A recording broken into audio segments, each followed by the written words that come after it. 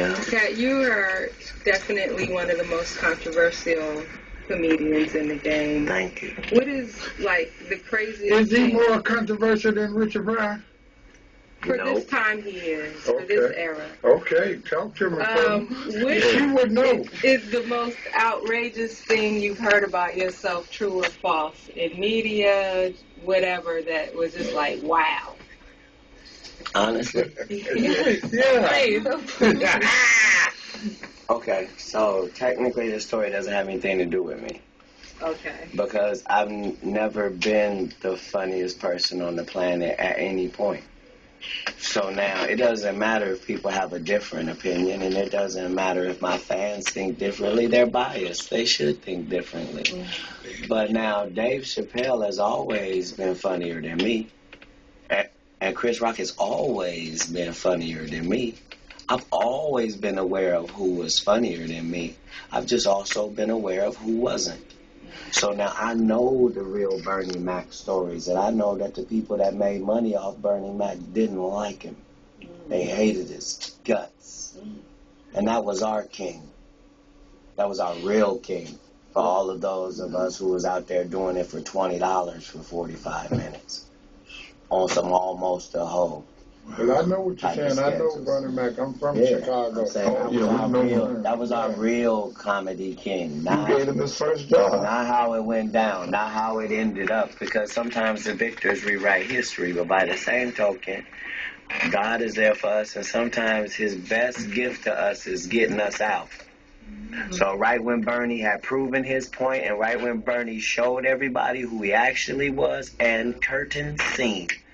Just like Rick James. Rick James was in obscurity, and then God said, you know what? You can run them bases one more time. And he ran them bases one more time. And that's what it was. I'm saying Heavy D I was with him every day before he went. Yvette Wilson was living in my house when, I'm saying, Talk to us.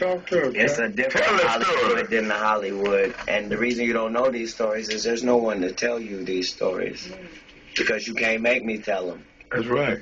Yeah, but I'm saying it's always like, what is that, controversial Katt? Yeah, you know what I mean? Should be. Where Katt being, is he better than Jamie? Is he better than Kevin Hart? No. Is he better than Dave Chappelle? Absolutely. Well, I like that you say that. But your we fans take have a another difference of way. opinion. We your fans. We think I you can cold. prove my points. Well, that's why I said your fans have a difference of opinion. But Dave Chappelle was decapitated in front of us. And until we deal with that, until we deal with the fact that a devout Muslim who doesn't eat bacon was accused of being a crackhead, until we establish the fact that they said that he went to Africa to smoke cocaine when we know they don't have running water and food over there, when they don't have paved roads over there. You saying he flew past Chicago and Miami and L.A. and New York and Detroit. You saying he went past Cleveland and Fort Pierce, Florida, and he went past Okeechobee and Oakland. You saying he went to another country where they're not eating? Right.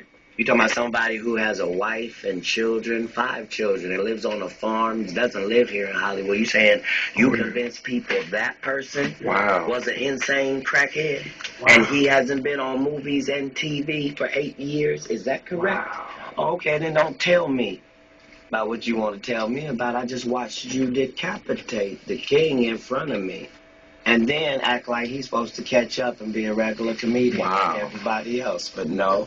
He didn't go for that. That's not how it went. He was out there with us for 20 years. They called him Pilot Boy because he had 19 pilots in Hollywood, and everybody passed on him and said his show wasn't working. What do you think of Then when he made $500 million, they said even though his contract said he should get half of it, they said he made too much for the contract to be valid, so we'll offer you 10% of what you made. You mean he made $500 million and they offered him 50? Yes. And he said, what do you think my fans are going to say when they find out you offered me 10% of what I made you? And they said, your fans will believe that you're a crazy crackhead by the time you get home.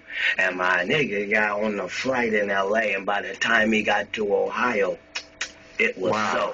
And 8 years later, he hasn't been in a movie and or television. It's just now trying to do his real comeback at Radio City Music Hall. It bees like that sometimes. So now you can be the fake king or you can be the real king, but heavy is the head.